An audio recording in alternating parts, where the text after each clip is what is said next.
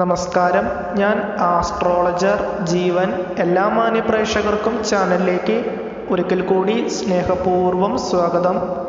2020 June 30 വ്യാഴമാറ്റത്തിന് ശേഷം നമ്മളുടെ ജീവിതത്തിൽ വരുന്ന മാറ്റങ്ങളും അതോടൊപ്പം തന്നെ നമ്മളുടെ ലഗ്നപ്രകാരം ജൂൺ 30 ശേഷം അനുഭവത്തിൽ വരുന്ന മാറ്റവും എങ്ങനെയാണ് എന്നാണ് നോക്കുന്നത്.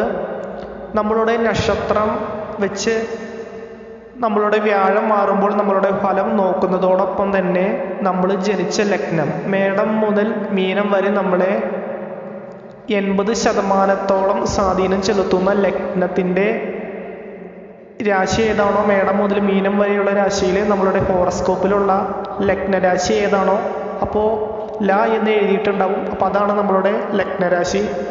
അപ്പോൾ ആ രാശി മനസ്സിലാക്കിയാൽ ആ ലഗ്നത്തിൻ്റെ എത്രയിലൂടെയാണ് വ്യാഴം സഞ്ചരിക്കുന്നത് എന്നുള്ള ഫലവും വെച്ച് ചേർത്താൽ ഏറെക്കുറെ ഫലങ്ങൾ തുല്യമായിരിക്കും.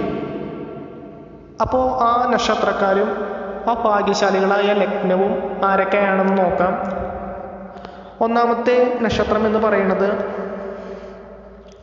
മകം, പൂരം, ഉത്രം, ഒന്നാം പാദം ചേരുന്ന ചിങ്ങക്കൂറുകാർക്കും അതുപോലെ ചിങ്ങ ലഗ്നക്കാർക്കും അനുകൂലം തന്നെയാണ്.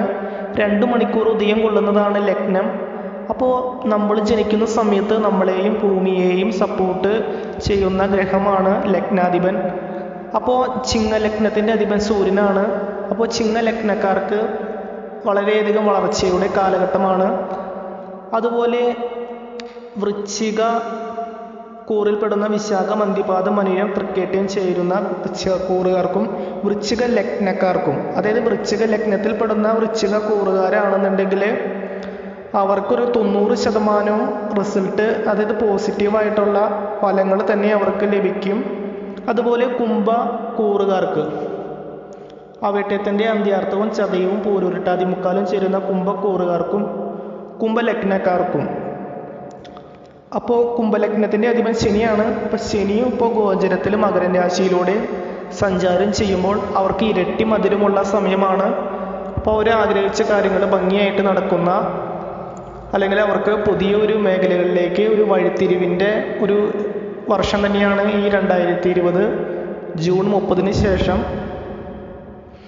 അതുപോലെ ചിങ്ങലഗ്നക്കാർക്കും ഈ പറഞ്ഞ വൃശ്ചിക ലഗ്നം, കുംഭലഗ്നം, വൃശ്ചിക ലഗ്നത്തിൻ്റെ അധിപൻ ചൊവ്വയാണ്. അപ്പോൾ ചൊവ്വ ജാതകത്തിൽ സ്ട്രോങ് ആയി നിൽക്കുന്നവർക്കും അനുകൂല ഫലങ്ങൾ തന്നെയാണ് ലഭിക്കുന്നത്. അപ്പോൾ ഇവർക്ക് അനുകൂലമായ സമയമാണ് ചിങ്ങ ലഗ്നക്കാർക്കും അതുപോലെ കുംഭലഗ്നക്കാർക്കും വൃശ്ചിക ലഗ്നക്കാർക്കും ഈ പറയുന്ന 9 നക്ഷത്രക്കാർക്കും വ്യാഴമാറ്റം കൊണ്ട് അനുകൂല ഫലങ്ങൾ തന്നെയാണ് ലഭിക്കുന്നത്. അപ്പോൾ ഈ വ്യാഴമാറ്റത്തിൻ്റെ ഫലം കൂടുതലായിട്ട് ലഭിക്കുവാനായിട്ട്, കാരണം വ്യാഴമാറ്റത്തിൻ്റെ ഫലം കൂടുതലായി ലഭിച്ചാൽ മാത്രമേ നമ്മളുടെ ജീവിതത്തിൽ കാര്യമായ മാറ്റങ്ങൾ ഉണ്ടാക്കുവാൻ സാധിക്കുകയുള്ളൂ. അപ്പോൾ അതിനായിട്ട് നവഗ്രഹ ക്ഷേത്രത്തിൽ നവഗ്രഹ അർച്ചന നടത്തി കഴിയുമ്പോൾ നമ്മളുടെ ജീവിതത്തിൽ നമ്മളുടെ കരിയറിന് തന്നെ ഒരു ചേഞ്ച്, അതായത് നമുക്ക് എപ്പോഴും ഒരു പോസിറ്റീവ് മനോഭാവത്തോടു കൂടി ഇരിക്കുവാനും അത് മുഖാന്തരം നമുക്ക് നല്ല പ്രവൃത്തികൾ ചെയ്യുവാനും നല്ല റിസൾട്ട് ലഭിക്കുവാനും മൈനസ് പോയിൻ്റ് ഒന്നും തന്നെ വരാതിരിക്കുവാനും ഈ ഒരു വഴിപാടിലൂടെ നമുക്ക് വളരെ വേഗത്തിൽ സ്വാധീനിക്കും.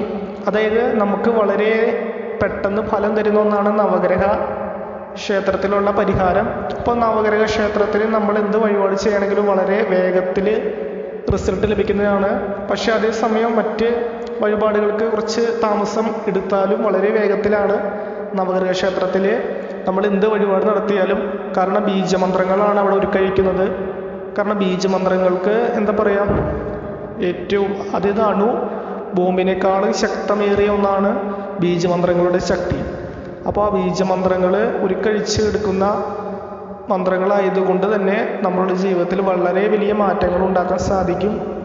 അപ്പോൾ നിങ്ങൾക്ക് ഇത് ഉപകാരപ്പെടട്ടെ, ഈശ്വരാധീനം ഉണ്ടാവട്ടെ എന്ന് ഞാൻ പ്രാർത്ഥിച്ചുകൊണ്ട്, നിങ്ങൾക്ക് വീഡിയോ ഉപകാരപ്പെടുകയാണ് എന്നുണ്ടെങ്കിൽ തീർച്ചയായും സബ്സ്ക്രൈബ് ചെയ്യുക. അങ്ങനെ സബ്സ്ക്രൈബ് ചെയ്യുകയാണെന്നുണ്ടെങ്കിൽ നിങ്ങൾക്ക് ഉപകാരപ്പെടുന്ന നല്ല നല്ല വീഡിയോ ആയിട്ട് ഞാൻ ഇനിയും വരുന്നതായിരിക്കും. അപ്പോൾ എല്ലാവർക്കും ഒരിക്കൽ കൂടി കാണുന്നത് വരെ നന്ദി, നമസ്കാരം.